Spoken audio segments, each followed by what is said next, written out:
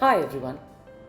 For a while now, Aarti and I have been discussing about putting out some content about how to cope with grief. None of us are strangers to grief. I had an original idea of putting out a book, which I think I still will, where I chronicle my journey after the loss of my parents, and this happened in quick succession. When that happened, it shook my world. It made me reevaluate my priorities and redefine my relationships. But I've grieved before. Every time I had to give up something, someone, with every heartbreak. Every time I lost my health or peace of mind. The list is quite long, and I'm sure you'll agree that you, as I am, are familiar with what I'm talking about. Grief is a reaction to any kind of loss. We are most familiar with the kind of grief associated with the loss of a loved one, which is often referred to as bereavement. However, I could grieve the loss of a job. I could grieve when my family or a close friend is very unwell.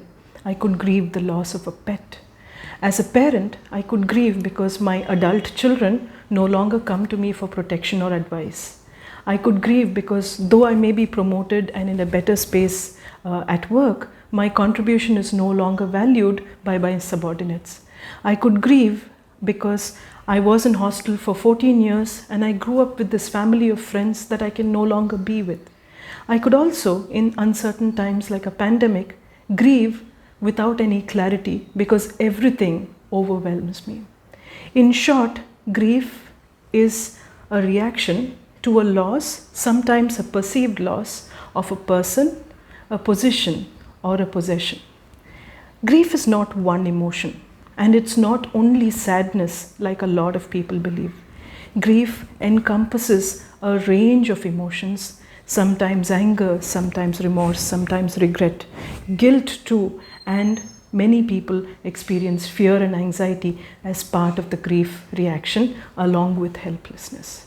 And the grief that we are all facing in this pandemic that no one has ever experienced before, not in this scale, not for this duration. This pandemic which has affected the world, nations, economies, people and relationships. Aarti has spoken to counselors and therapists across the globe, and they have made a list of the different types of grief that they, and Aarti as well, have worked with. There are many types of grief, and we would like to share some of those with you. Since grief is a natural aspect of being human, in the sense that we will all experience some form of loss at some point in our life, it may become very difficult for us to identify grief at a particular point in our life. For example, there are people who shift into the city with a new job, with a huge hike in pay, but may not really be happy there because they grieve the loss of friends in a smaller town or the quality of the relationships that they experienced in a smaller town. And this is where it's important for us to understand that the types of grief that we are sharing with you today are not fixed boxes or diagnostic tools, but rather a small framework within which you may be able to identify if you're grieving or if a loved one is going through some form of grief. This is where I'd like you to understand that the segment today is specifically designed to help us cope with grief in the most gentle process possible. Anu is going to help me with this. What we refer to as normal grief is something that we feel as a result of a trigger, a loss of a person, a job, maybe the loss of health, or maybe the struggle with post-COVID recovery and so on. But some people feel grief even before the actual loss happens.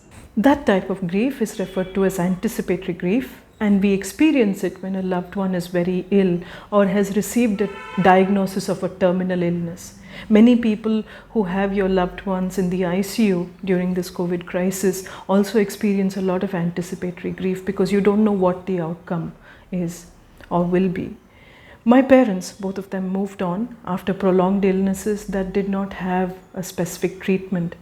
At most, the symptoms could be alleviated and a little bit of relief could be given to them. At that point, my grief, my anticipatory grief, would be silent tears at their bedside on certain days, extreme anger and helplessness on other days. Then there would be days where I would feel that it would be better if they moved on and did not have to suffer or struggle so much, and then it would immediately move to guilt because I didn't want to feel that way. When my mother passed away after the prolonged illness, I was initially very, very relieved because she was no longer struggling, but it quickly became guilt and a lot of other emotions that I'd suppressed. That's when I realized, and technically also we tell people, that you cannot pick and choose what emotions you can suppress and what you can feel. So when you suppress sadness, you also suppress joy, which is why the grief process is so important for us to go through every emotion one at a time. When my father passed away, that was much earlier, and so everybody told me, you have to be strong for your mother, don't break down, don't fall into sadness and things like that. So I held on to being really tough. I put on this huge front and I was suppressing a lot of emotions. But what I experienced after several years of my father's death was what was called delayed grief, and it came when my school that I was running for 14 years had to be closed for many reasons.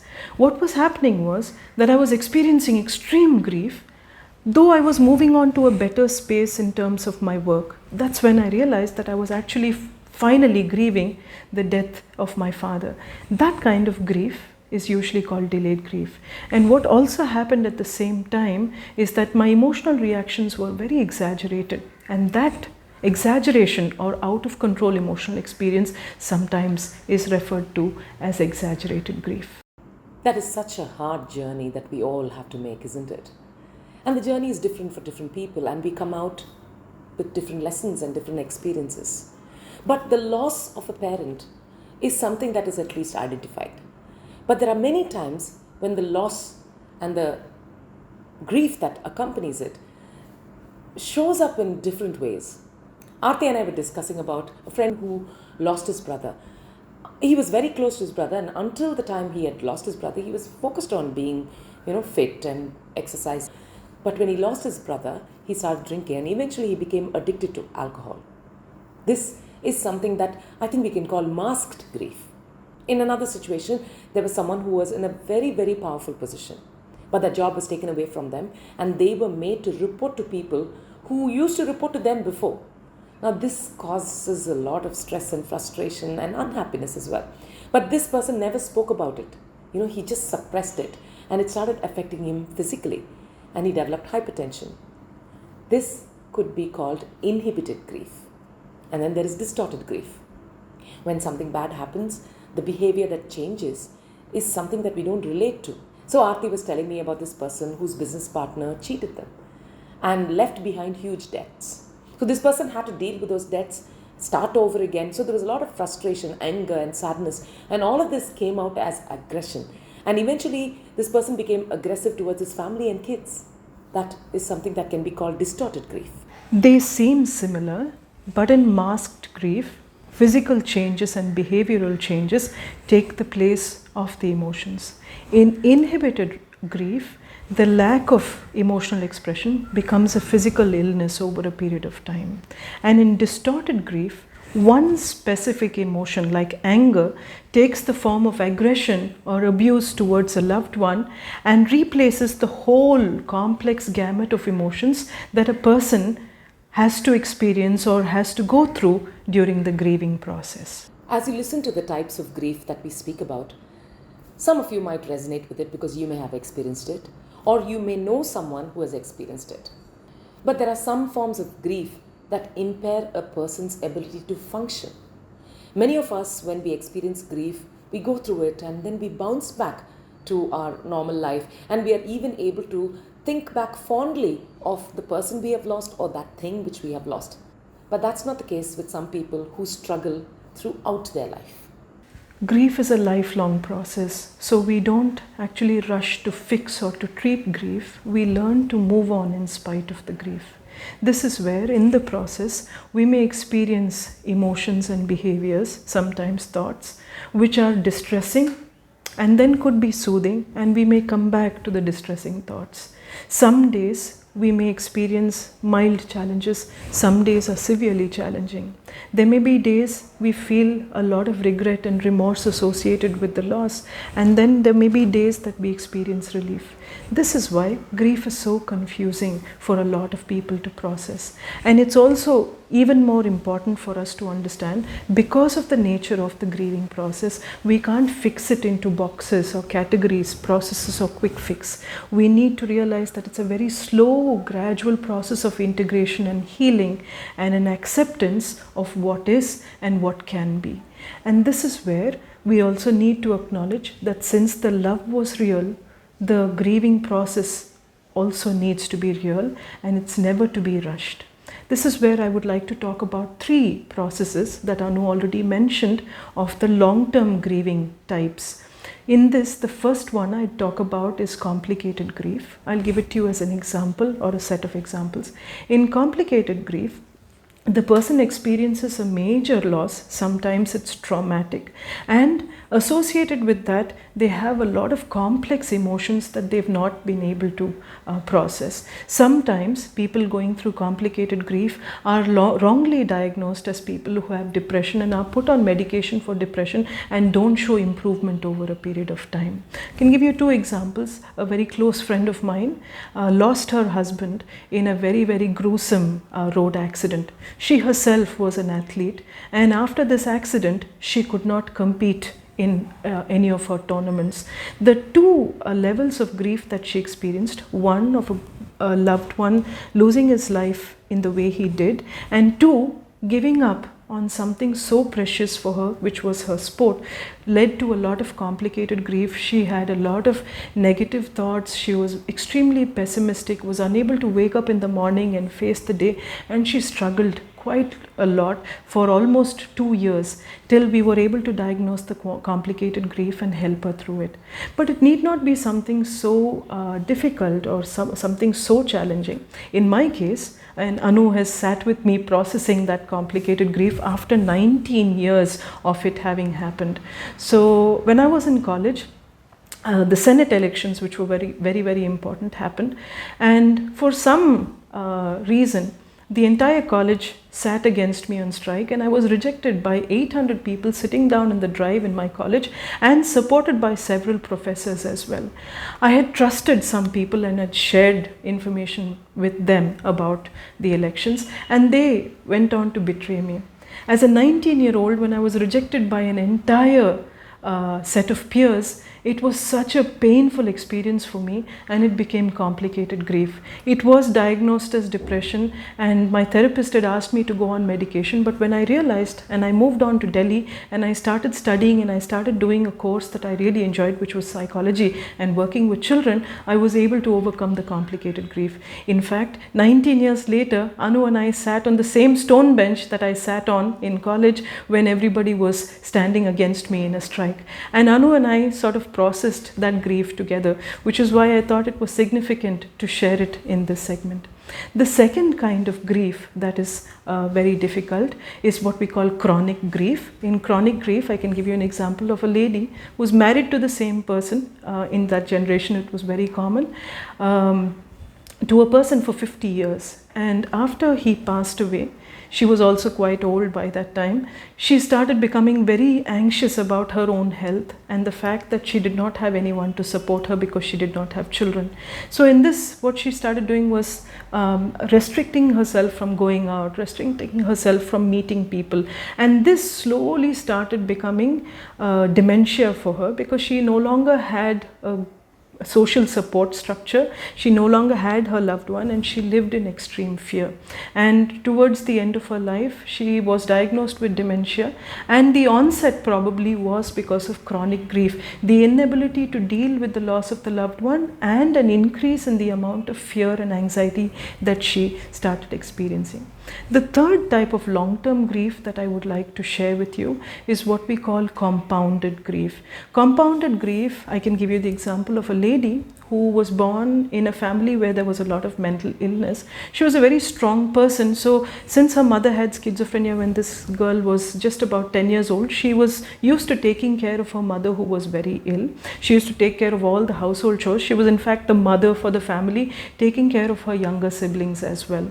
She also took care of a brother she was very, very fond of. And then later on, her mother passed away when she was about 14 or 15 years old. She didn't grieve because she had to take care of the rest of the family. And later on, when she was about 30, 35 years old, her own younger brother was dumped by his wife, and he immediately ended his life on a drug overdose. This was something that she was not able to deal with. Now, she did not grieve there. She immediately went on to a mode where she took care of her nephews and nieces, the children of her brother that she decided to take care of.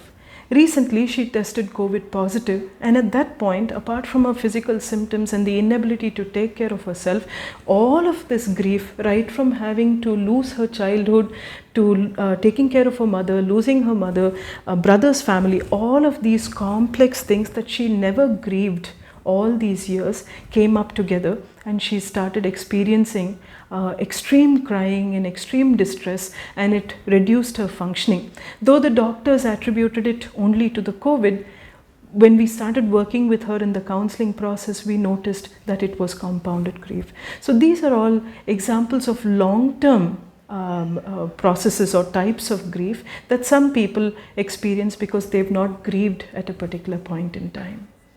And COVID has also brought with it a collective grief. The grief that all of us felt when we heard about what was happening in the country, the shortage of oxygen, the critical shortage of beds and the lack of medicines, the shortage of vaccines. And this is something that we all feel together. We feel this as a collective grief. And then there is secondary grief. In secondary grief, we're talking about a grief that comes tagging along with the primary one. The first one is, say, maybe a job loss. But as a result of that, losing touch with friends, losing touch with family, having to relocate, all of this is secondary grief. During the pandemic, some people unfortunately have had to also cope with cumulative grief. In cumulative grief, what happens is, by the time I process one loss, I have a series of losses and I'm not able to deal with the emotional fallout of each one of these. This is typical of people who lost several loved ones because of the illness. Another type of grief that I've had to help a lot of people through is what we call disenfranchised grief, which is technically grief that is not socially acceptable. For example, grieving the death of an ex in spite of being separated for more than 4 or 5 years, or grieving an extramarital affair because nobody understands that you were in an extramarital affair. Or, for example, somebody who is gay but has not yet come out to the family, losing an intimate partner and telling the family that they have had a breakup with a friend. The family usually doesn't understand why the breakup with a friend is so severe. This is disenfranchised grief. The loss of a pet sometimes is also disenfranchised grief, and one of the more common forms of disenfranchised grief is when there is a miscarriage and the lady who's been pregnant is grieving the fetus that was unborn. So these are all types of grief that are sometimes very, very difficult to process just because of the nature of the severity, the chronicity, and also because they are not socially acceptable. My heart goes out to every one of you as you understand that what you are going through might be a form of grief. And it could even be because you are not able to socialize or meet friends, or that you're not able to travel. And Aarti and I would like to present to you a model that might help you cope with it. As we said before, grief is not something that needs to be treated or fixed. It is something that has to be held and processed, the emotions, the loss, and you have to go through this whole thing as a journey. One of the earliest models that was brought into the therapeutic world was one of Elizabeth Kubler-Ross. She spoke about grief going through a process which was denial, anger, bargaining, depression, and finally acceptance. But then grief and the process of it is not really a linear process, nor is it time bound. As I discovered in my own case, I didn't go through these stages. And for me, grief came in waves, and it was very different from the model that was prescribed. And that's when I knew that there must be more ways to process grief? There are many models of processing grief. What you mentioned is one, but Dr. Warden talks about grief as a set of tasks, the grief process being a set of tasks, starting with the acceptance of the reality of the loss. The second step or the second task that he suggests that we should indulge in is to work through the pain and the grief very, very gradually. The third task that is suggested is that we adjust to life without the person or without the job or whatever we have lost. The fourth is to be able to maintain a connection with the deceased person or to retain the lessons of the loss and to start rebuilding life. So when grief is looked at as a set of tasks instead of stages, some people resonate better with it. And Aarti and I, being the practical people that we are, would choose tasks. Don't you agree? Yes, but I also believe that people usually oscillate between the loss orientation and the restoration orientation. And what is the difference between the two? When I connect to the loss orientation, I'm usually crying, I'm yearning for the person, I experience a lot of denial or sadness, and there is a lot of anger associated with it, and I avoid any kind of problem solving or restoration. However, when I'm in the restoration orientation, I look at problem solving, where I look at how to manage the challenges, how to move on, and how to restore my functioning. So in the normal grieving process, people will keep oscillating between the loss orientation and the restoration orientation, and that's quite normal. If it's oscillation, then the example is right now here before you. As I record about coping with grief, I cannot help but remember what I felt when I lost Appa. And I'm oscillating between experience that grief and then carrying on and recording this for the people that it might help. And another example could be people making changes to their expenditures post a job loss, but at the same time grieving about not having enough. As you can see, each one of us makes sense of loss in the way we can. We need to just remember to take small steps as often as we can and process it with as much self-compassion as we can, knowing that some days will be more challenging than the others and some days will be extremely productive. We may not necessarily go through a very linear process. It would be cyclical, where we build into our resources and we will also break down certain things. So we need to understand that regressing during the process of grief and going back to square one is also possible. Grief is never time bound, and bouncing back does not mean that we forget and move on. We have to process it and make peace with the loss and ourselves. And many people don't do that. Grief is a very individual and personal journey that all of us have to make. It's not just dealing with the sadness. It is understanding and processing so many thoughts and memories and emotions and trying to make sense of it. This is where, as a therapist, I normally help people who are going through the challenges of a grieving process to experience two kinds of grieving. The first one is what we call instrumental grieving. Instrumental grieving is where we help the person to minimize and regulate emotional experience and look for actual solutions to problems or challenges in their life. In a way, it helps them to restore functioning. The second type of grieving that I usually help them through is what we call intuitive grieving. In intuitive grieving, we allow a heightened emotional experience to be expressed in a safe space, usually in the therapeutic setting. And in this, we also resolve and work through emotions that the person finds very difficult or has not had the courage or the ability to deal with in the past. And in this intuitive grieving process, there is a lot of catharsis. How do we decide whether to do something instrumentally or intuitively is largely dependent on the needs of the person who's going through the grieving process, and more importantly, trusting their own wisdom, knowing that they know best what they need to go through. My role as the therapist is only to facilitate whatever is best for them. That's really beautiful, and I can relate to that. When you speak about instrumental grieving and intuitive grieving, I went through that when I lost Amma and Appa, because The instrumental grieving, I think you could say, when I gave away Amma's walker to the old age home and a lot of her things.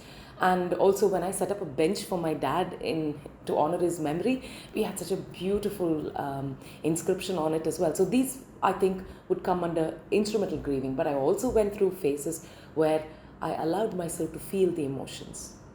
And not easy.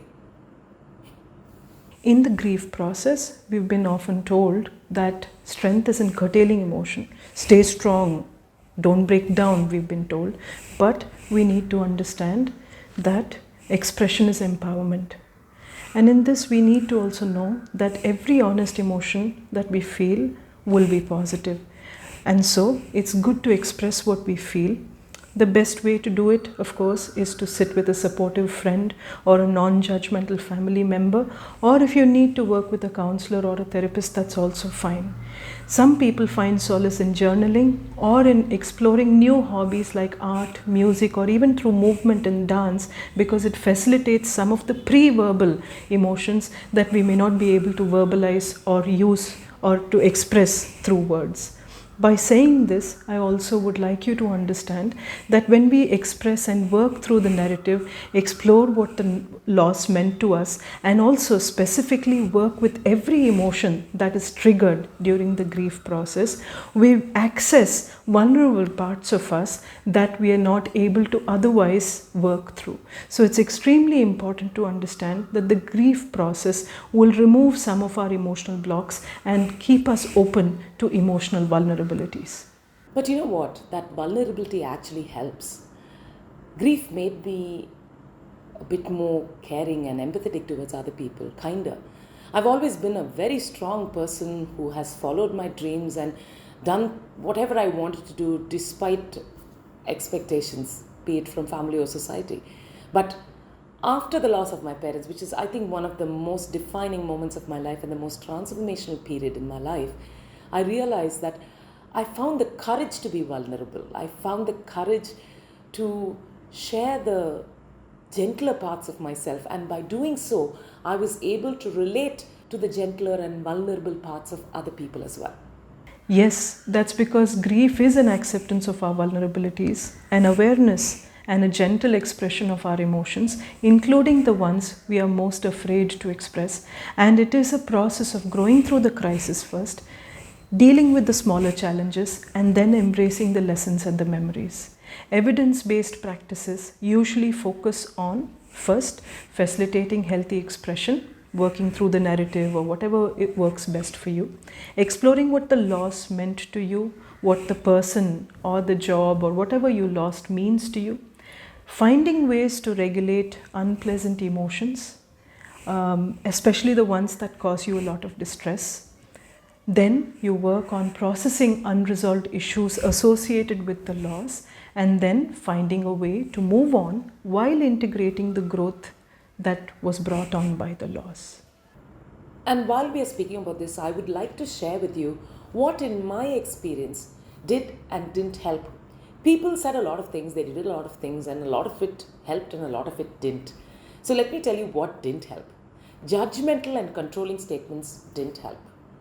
When people said, be strong, this is fate. If they had done this, they would not have passed away. Or if you had done this, they would have not have died. Why are you still crying? They wouldn't want you to cry.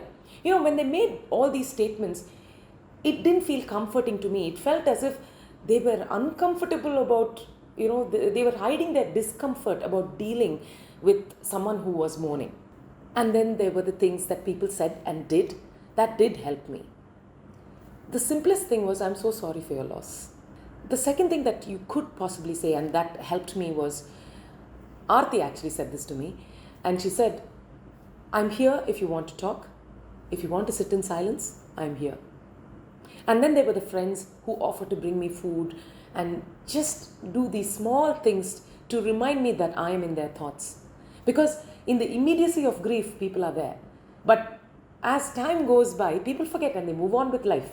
And they were the friends who stood by me, who continued to help me as I continued processing the grief. And there were also the people who said, I don't know what to say. I don't know what to do, but tell me what I can do to help. These are the things that are not judgmental or controlling, and these are the kind of statements and actions that helped me when I was mourning and when I was going through grief. Oh, and yes, I admit you need the strength, but instead of saying be strong, I think a nicer way to say it would be, I wish you strength during these difficult times. Most people deal with grief with the support of a family member or a friend who is non-judgmental. Many people even manage to work through grief alone because they like to work in solitude. However, there are some others who may require professional support. Reach out to a grief counselor if you have extreme sleep disturbances, if you find yourself socially isolated and without any social support, and when the roles and transitions following the loss are extremely overwhelming. For example, you lose a loved one, you need to relocate to another city, you have to take care of the children, and you also need to find a new job. All of this suddenly seems overwhelming. The counselor will be able to help you access solutions and also to be able to regulate your emotions. Reach out to a grief therapist if there is a family history of mental illness, if you've already had a history of addictions, if you've already had to deal with depression and anxiety and were undergoing treatment, because grief triggers and worsens many of these conditions. You need to also reach out to a grief therapist if you have intrusive thoughts that you're not able to regulate, and if you're constantly reliving trauma and the yearning for the loved one that you may have lost is extreme and you're not able to remain functional. You reach out for immediate help. You could reach out to your family physician, a counselor, a psychiatrist, or to a helpline when you find yourself with suicidal ideations. I know that some of you find grief very overwhelming, that ending your own life seems like an option. But believe me, reach out immediately, because we are all here to support you and we'd like you to feel better soon. The other time that you reach out for immediate help, and this would be for somebody that you know, if you notice that there is hallucination or they're having extreme distress, the red flag for reaching out for professional help will be prolonged or marked functional impairment. And here are some points that we would like to reiterate.